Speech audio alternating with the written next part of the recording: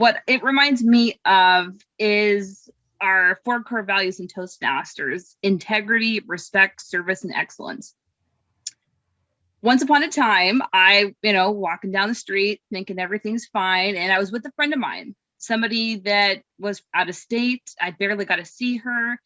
And there was a homeless man that just so happened to be outside the coffee shop where we just got a cup of coffee.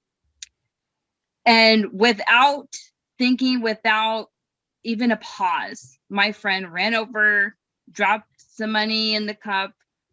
And when she came back, I asked her, I said, why did you do that? Because in my mind, I thought, that's not, normally something that you do. Aren't they just going to go spend it on drugs or something that's not good for them?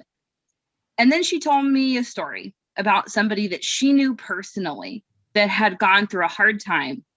They lost their job, they lost their home, and they ended up on the street, not because of drugs, not because they did anything wrong. The universe just didn't, think that it was their moment to have all these things. They wanted to give them a lesson. Eventually, that person did get back on their feet. But when she finished telling me her story, I thought, wow, what an impact. How easy it is for us to not always think about things if we don't personally go through them. It's difficult. And so after that, I changed my attitude. But with one caveat, I thought, this is what I'm going to do. When somebody asks me for money, I will in turn ask them if they need food. And since then, I always keep snacks in my car and water. And I have handed out many occasions. And I'm not looking for the pat on the back or anything like that. But I do think it's important for us, when we have so much, to give just a little bit to somebody.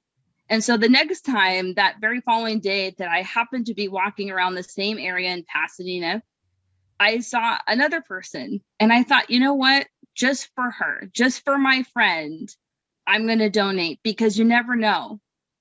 And when I did, that person looked up at me like, oh my gosh, somebody recognizes me, that I'm a human being.